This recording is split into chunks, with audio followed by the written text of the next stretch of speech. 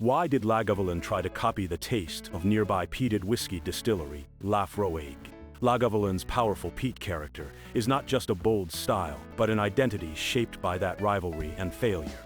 At the center was Peter Mackie, his ambition for Lagavulin, and the agency dispute around Laphroaig.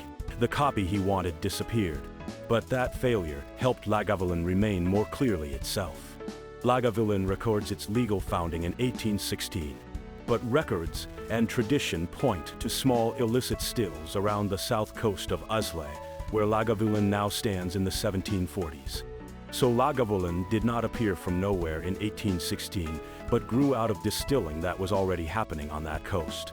Before the legal distillery gained its name, people were already boiling barley and making whiskey on that coast. Whiskey on Islay was never only a romantic landscape. Tax bans and raids kept crashing into the small stills of island people.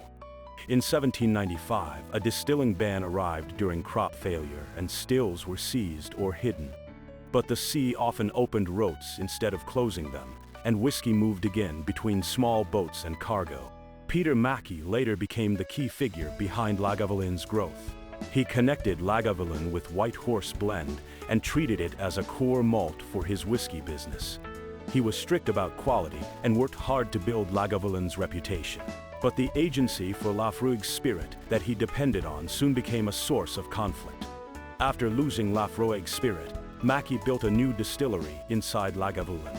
After losing that agency, he built a small distillery called Malt Mill inside the Lagavulin grounds in 1908. The goal was to secure a heavily peated spirit he could use in place of Laphroaig. It was an attempt to make the kind of spirit he had used from Laphroaig on his own property. But Malt Mill did not become Laphroaig. It did not become Lagavulin either. Its spirit was mainly used in blends, and as far as records show, it was never really released as a single malt. After closing in 1962, Malt Mill remained the name of a failed copy and an empty space inside Lagavulin. The difference begins with the place where the original Lagavulin distillery stands. The South Islay coast around Lagavulin has nearby Port Ellen peat sea air and cool, damp weather. Peat gives a smoky character. The sea leaves, salt, and seaweed impressions, and long maturation slowly presses the rough edges down.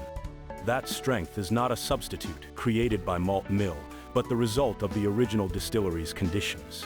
Why does Lagavulin make seaweed and iodine feel desirable? The official tasting notes for Lagavulin 16 bring peat, smoke, iodine, seaweed, and deep sweetness together. It sounds strange at first, but in the glass those unfamiliar smells join sea salt and wood into one shape. In the end, that aroma is not a flaw, but the mark that lets people recognize Lagavulin. What makes this more interesting is that the strong character was not always an easy sell. In the 1980s, some people doubted whether drinkers would keep choosing malts as challenging as Lagavulin. Yet Lagavulin became part of the classic malts, and the 16-year age statement turned into a symbol. A challenging malt that some people doubted would keep selling became a common reference point for explaining Islay peat whiskey. Lagavulin 16 now remains a benchmark for Islay peat to many drinkers. Its official description also calls it a benchmark Islay dram. But that reputation has always met the limits of a small coastal distillery that cannot expand easily. The more people wanted it, the less it felt like an easy drink, and the more clearly it stayed in memory. One reason Lagavulin entered pop culture was actor Nick Offerman. He has said that Lagavulin 16 gave him one of his first strong experiences of good whiskey. His Parks and Recreation character Ron Swanson also became known for liking Lagavulin. Lagavulin later released official collaborations with Nick Offerman and reached a wider audience.